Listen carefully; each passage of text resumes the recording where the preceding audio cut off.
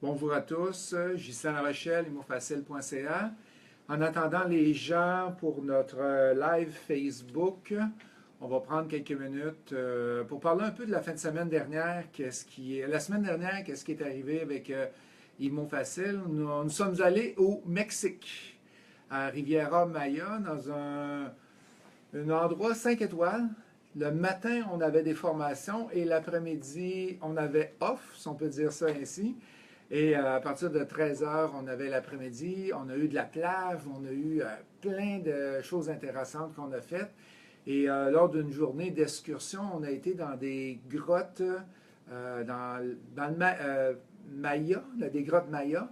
Et il y a 260 km de rivière sous la terre là-bas. Il n'y a même pas de rivière sur le dessus de la terre, parce que la terre est super planche. Et qu'est-ce qu'ils font? C'est qu'ils ont fait ça, toute l'eau se promène en dessous de la terre. Fait qu'on a été visiter ça, on a eu des bonnes conférences qui ont eu lieu la semaine dernière. On a parlé d'automatisation d'une entreprise, on a parlé d'immobilier, c'est quoi les meilleurs endroits pour investir. On a parlé aussi comment on appelle ça, donc la programmation neuro-linguistique. On a parlé de négociation, comment on négocie un deal en immobilier. Et on a été vers différents types d'investissements aussi qu'on peut faire, qui ne sont pas nécessairement de l'immobilier, mais on a vu, entre autres, un qui m'a bien impressionné, c'était les machines pour, pas être distributrices, mais pour voyons, faire de la facturation, des guichets, comme un vente de guichets, que tu étais capable de l'acheter, ça coûtait une vingtaine de mille, puis après ça, tu avais des revenus qui rentraient là-dessus. Fait que plein d'investissements qu'on a vus. Et qu'est-ce qui était super intéressant, ça a été les masterminds. C'est quoi un mastermind? C'est qu'on se réunit en petits groupes de 5 ou 6. Il y a un coach, entre autres dans mes groupes, c'était moi qui étais le coach. Et qu'est-ce qu'on a fait? C'est qu'il y avait une personne qui nous exposait son problème, soit de business, soit d'affaires, qui avait un problème, et on allait travailler avec elle. On travaillait avec la personne, on essayait de savoir c'est quoi le problème qu'il y avait exactement avec la personne et on lui aidait. On lui aidait, ça avançait beaucoup dessus. Fait qu'allons-y maintenant avec les premières questions qui nous ont été posées principalement aujourd'hui. On a une dizaine de questions qui sont rentrées. Adam qui nous demande, est-ce qu'il y a un meilleur moment pour acheter un immeuble à revenu? Il n'y a pas de meilleur moment pour acheter un immeuble à revenu. C'est toute l'année qu'on est capable de l'acheter. La seule chose que vous devez savoir, c'est que s'il y a des rénovations à faire, vous achetez en plein hiver. Il y a 2 pieds de neige par-dessus le toit et vous savez que le toit est fini.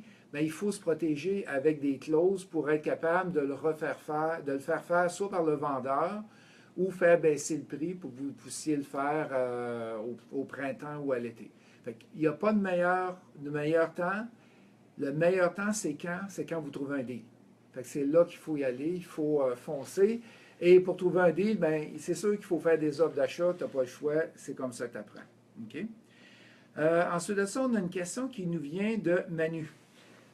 Mettons que je procède à l'achat d'un immeuble à revenu. Un de mes locataires qui n'a pas d'assurance cause un dégât d'eau de plus de 10 000 ou 100 000, peu importe. Est-ce que je dois assumer les coûts de réparation de ma poche ou bien si mon assureur va payer les dommages pour l'immeuble?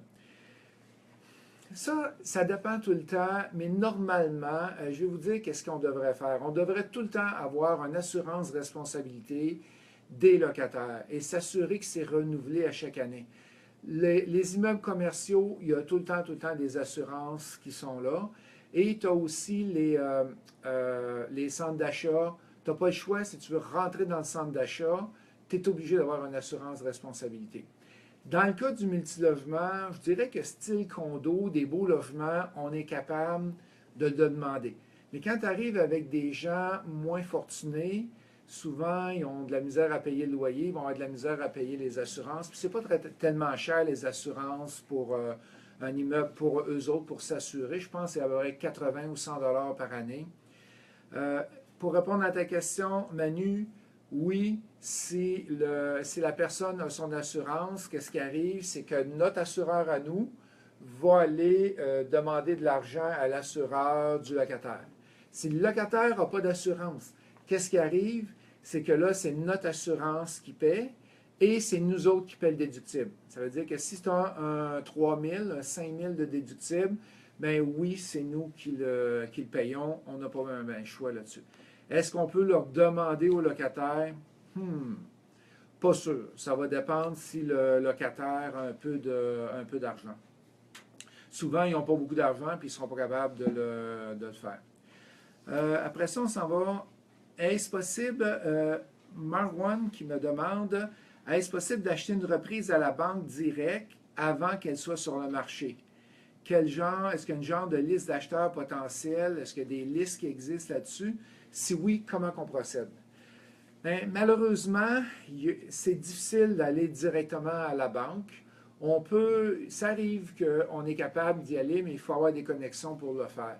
Qu'est-ce que je te suggère? J'ai une formation qui s'appelle, qui est sur le registre foncier, comment trouver des aubaines grâce au registre foncier. C'est un webinaire de, je crois que c'est 1h15, 1h30, qui coûte environ 77 $. Fait que ça vaut à peine. Va le chercher, tu vas savoir un peu comment faire avec le registre foncier pour être capable d'aller chercher les deals. Mais les deals au registre foncier sont avant qu'ils viennent à une banque. Et souvent, pourquoi que les banques n'ont pas de liste d'acheteurs, c'est que qui appelle? On serait peut-être 2, 3, 4, 500 à appeler le banquier pour s'occuper de ça, pour s'occuper de faire l'achat. Et le banquier, il n'a pas le temps à perdre avec ces immeubles-là. Qu'est-ce qu'ils font? Ils prennent le deal, ou la maison plutôt, c'est pas tout un deal, ils l'envoient à un courtier immobilier, et après ça, ils vont nous la vendre. Et comment ils choisissent le courtier immobilier? Voulez-vous vous dire? C'est super simple et le marché fonctionne de même depuis des années. Ils vont aller prendre la meilleure personne qui est la référence des hypothèques. Fait que moi, si je suis courtier immobilier, puis j'amène une hypothèque, j'amène une autre hypothèque, j'amène une autre hypothèque, amène une autre hypothèque au banquier, hey, Ghislain, il est super hot, il est bon, donc on va lui donner le prochain deal de reprise bancaire qui va sortir, c'est lui qui va l'avoir. Fait que, principalement, ça fonctionne comme ça dans le milieu bancaire pour le référencement. Fait que pour ceux-là qui viennent de se joindre à nous, mon nom c'est Justin Larochelle, immofacile.ca. On est live ce soir pour répondre aux questions que les gens m'ont posées sur Facebook. Fait qu'allons-y avec la prochaine question. Petit parc de plex de 4 et moins versus un parc de 6 à 8 logements, qu'est-ce qui est mieux? Car souvent, les petits plex sont plus accessibles financièrement. Alexandre me pose la question. Je te dirais que si tu y vas avec des petits parcs de plex de 2, 3 ou 4 logements, à moins que tu aies beaucoup d'argent, Alexandre, à un moment donné, la banque va t'arrêter. Elle ne te permettra pas d'aller plus loin que ça. Pourquoi? Bien, c'est bien simple. C'est parce que les maisons, condos, duplex, triplex, quadruplex, la banque ne prend pas tous les revenus. Souvent, elle va prendre 50, des fois 80%, tout dépendant des banques, des revenus. Donc, qu'est-ce qui arrive? Tu arrives tout le temps dans le trou. Tu arrives dans le trou, dans le rouge, dans le rouge, dans le rouge. Et là, tu fais ton premier, mais ton salaire va prendre la place. Tu fais le deuxième, le salaire prend place. Le troisième, il ne reste plus d'argent à Alexandre pour prendre la place s'il vient qu'il arrive un problème. Fait que normalement, c'est rare, Alexandre, qu'on va voir un millionnaire qui a 142 duplex. Ça n'existe pas. Pourquoi? Parce que les banques nous protègent. Parce que les duplex sont les immeubles les plus dangereux au monde. Risqués, on va dire. Pas dangereux, on va dire risqués parce que tu as 2 logements. S'il y en a un qui part, tu perds 50% de tes revenus. Tandis que si tu as un 8 logements ou un 6 logements, tu perds 16% de tes revenus. Et les banques le savent, ça. Ce qui permet les parcs immobiliers de 6 à 8 logements. Aujourd'hui, j'avais justement un de mes étudiants de Québec qui m'appelait pour du coaching et il me disait, Justin, j'ai un 52 logements qui est divisé en 6 et 8 qui est à vendre à 5,4 millions et je veux l'acheter. C'est-tu un bon deal? C'est-tu pas bon? Fait qu'on a analysé ça ensemble pour voir qu'est-ce qu'il y en était et finalement, c'était un très bon deal. Fait qu'il faut juste qu'il aille travailler sur son prix, mais c'était du 6 à 8. Il n'y a pas eu de 4 logements qui étaient à l'intérieur. Fait que je vous conseille d'aller vers le 6 à 8. Ensuite de ça, on s'en va avec Nathalie. Après avant, il faut faire une soumission par un entrepreneur pour un prêt réno, pour un chalet. Est-ce qu'on devrait quand même faire une inspection pré-achat? Oh que oui! Toujours, toujours faire une inspection pré-achat. Toujours. Pourquoi? Parce que vous vous protégez. La protection. Même moi, que je donne des formations dans mon coaching double, comment inspecter un immeuble. Tu vois, en fin de semaine, on était justement en visite d'immeuble. Vendredi, samedi, on avait 12 personnes vendredi et 15 personnes samedi. On a passé la journée à visiter des maisons, à regarder les rénaux, à faire toutes sortes de visites. Et à la fin, on a fait des offres d'achat. Mais on monte, même si on était 15 dans la maison pour analyser la maison, oui, on va toujours, toujours faire une inspection. Parce que quand tu arrives devant un juge et tu as un expert qui a passé et qu'il y a toi qui a regardé, c'est plus facile s'il y a un défaut caché de gagner quand tu as un expert qui a passé. Fait qu'il faut faire bien attention à ça. Oui, toujours avoir une inspection. Puis souvent, les rénovateurs, les contracteurs, oui, ils sont bons dans leur métier, mais ça ne veut pas dire qu'ils vont tous connaître les petits défauts. Peut-être qu'il y en a un qui est spécialisé en menuiserie, mais il ne connaît pas l'électricité, il ne connaît pas la plomberie, il ne connaît pas les autres choses. Fait que oui, il faut tout le temps aller chercher une inspection, pré-achat, peu importe le type d'immeuble. Et je vous conterai que j'ai un ami, un étudiant, qu'est-ce qu'il a fait? Il s'est acheté une maison à démolir. OK? Petite anecdote.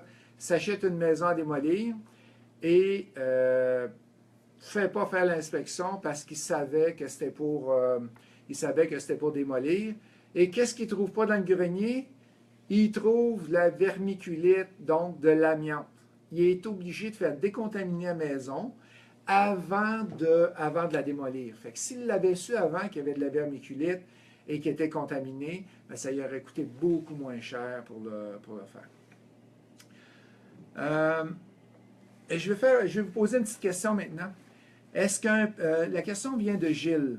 OK? Est-ce qu'un plex perd de la valeur lorsqu'il y a des fissures dans le solave, même si elle est réparée? Fait que les gens qui veulent répondre, s'il vous plaît, si vous pensez que oui, cliquez sur j'aime. Et si vous pensez que non, cliquez sur le petit bonhomme fâché que vous pouvez voir. Est-ce qu'un plex perd de la valeur lorsqu'il y a des fissures dans le solave, même bien réparé? Cliquez sur j'aime si vous êtes d'accord avec ça, si vous pensez qu'il perd de la valeur, et cliquez sur un petit bonhomme fâché si vous pensez qu'il ne perd pas de valeur du tout lorsque le solave est réparé. On va attendre quelques secondes et je vais répondre à la question par la suite. La question vient de Gilles, je la répète. Cliquez sur j'aime. Est-ce qu'un plex perd de la valeur lorsqu'il y a des fissures dans le solave, même bien réparé, autrement dit, il ne perd pas de valeur. Et un petit bonhomme fâché, il perd de la valeur dessus. En attendant que vous cliquiez sur le j'aime ou le petit bonhomme, juste pour vous donner une idée, une fissure d'un solage, ce n'est pas majeur. Ce n'est pas quelque chose qui va vous faire... ça dépend de la fissure, parce que tu as des fissures verticales qui sont souvent au haut des fenêtres, et tu as des fissures horizontales, on appelle ça un cisaillement. Fait qu'il s'est passé, je vais le mettre sur le sang-là, vous allez mieux le voir, il s'est passé de quoi sur le mur de béton qui a poussé en bas, par exemple, et qui a déplacé le mur de béton, et s'est créé une fissure. Une fissure droite, c'est plus facile et c'est moins dangereux. Oui. C'est les noms qui gagnent. C'est les noms qui gagnent? OK, super. Donc, est-ce qu'il y a une fissure selon moi, une fissure réparée, souvent, il y a deux types de matériaux qui sont là-dedans. Tu as les matériaux avec de l'époxy et tu as un autre type de matériel que je ne me rappelle plus du nom présentement. Mais une fois c'est réparé, il n'y a pas de fuite qui peut rentrer. L'eau ne peut pas rentrer à l'intérieur et ça va très bien avec ça. Je voulais vous parler avant qu'on continue avec les autres questions de notre soirée mensuelle qu'on a demain soir, mardi, le 13 décembre. C'est une soirée qui a lieu à tous les mardis, à tous les troisièmes mardis à Montréal. Demain, on va parler de radon. On va vous poser quelques questions sur le radon. Est-ce que le radon est nocif pour la santé? Si vous pensez que oui, allez, on va faire un petit sondage encore. Si vous pensez que oui, les pouces en l'air, un like. Et si vous pensez que non, petit bonhomme fâché. Est-ce que le radon est nocif pour la santé? Ou c'est seulement, ça l'affecte seulement l'immeuble, seulement la bâtisse? Et s'il y en a qui n'ont jamais entendu parler de radon, je vais vous en parler dans les prochaines secondes pour vous montrer un peu à quoi ça ressemble. Bien, pas à quoi ça ressemble parce que c'est un gaz, là, mais en quoi ça consiste plutôt le radon. Fait que les résultats... la plupart des gens pensent que oui, c'est nocif pour la santé et vous avez raison, vous gagnez. Qu'est-ce que je veux faire? Je vais vous faire tirer 2 billets pour demain soir pour la soirée mensuelle qui a lieu à Montréal.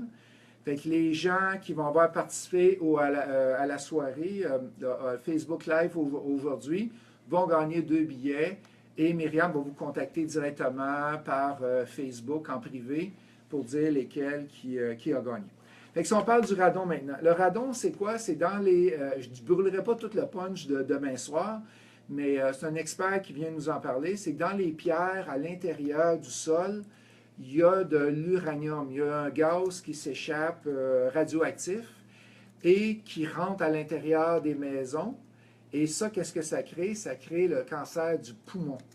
16% du cancer du poumon au Canada est dû au radon et c'est le deuxième tueur après la cigarette pour le cancer du poumon. Assez impressionnant.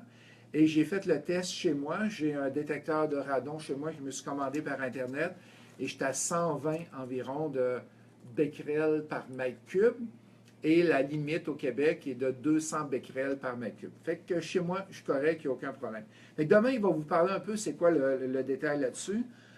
Comment ça fonctionne. On va parler maintenant de négo demain. Il y a M. Farai Smith qui va être avec nous pour une conférence. M. Smith est un professionnel, un expert de la négociation depuis 15 ans qui enseigne la négociation.